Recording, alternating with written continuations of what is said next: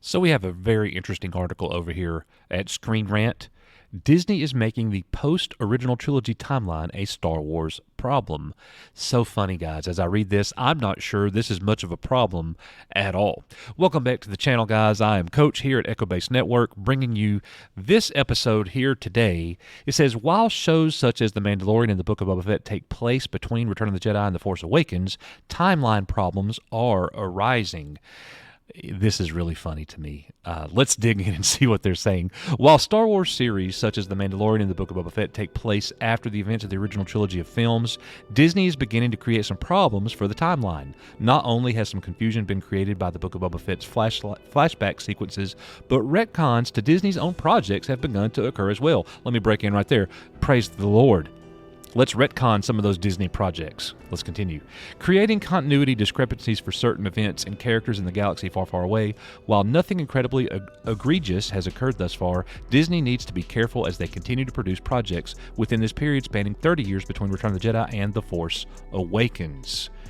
So far, The Mandalorian and The Book of Boba Fett are the two primary series Lucasfilm has released on Disney+, both of which take place around 5 years after the events of Return of the Jedi.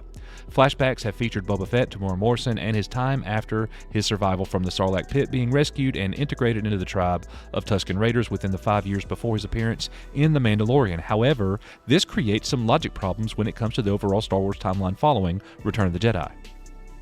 Firstly, Boba Fett's time with the Sand People before teaming up with Fennec Shand does not feel as though it spans full 5 years following the end of the Star Wars trilogy. I agree with that. It doesn't feel like Boba Fett was with them 5 years, but he was. So that's just something that we're going to have to be okay with.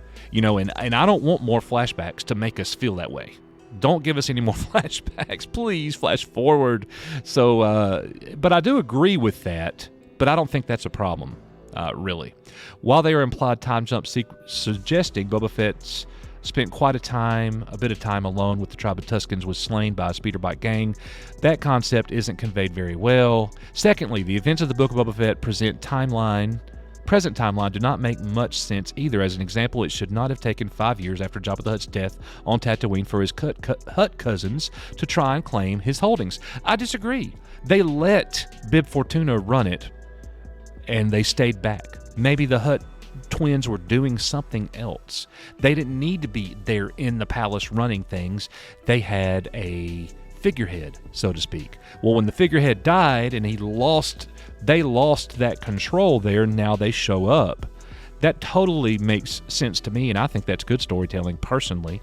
Let's see. There's also been some retconning of Disney's own canon. Yes.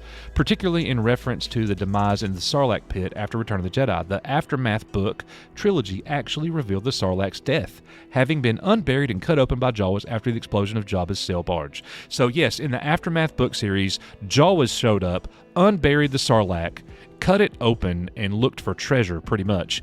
Now, that's not how the Sarlacc died.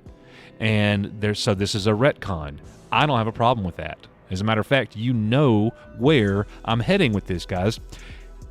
That Aftermath story very could have well happened in a certain reality, if you will.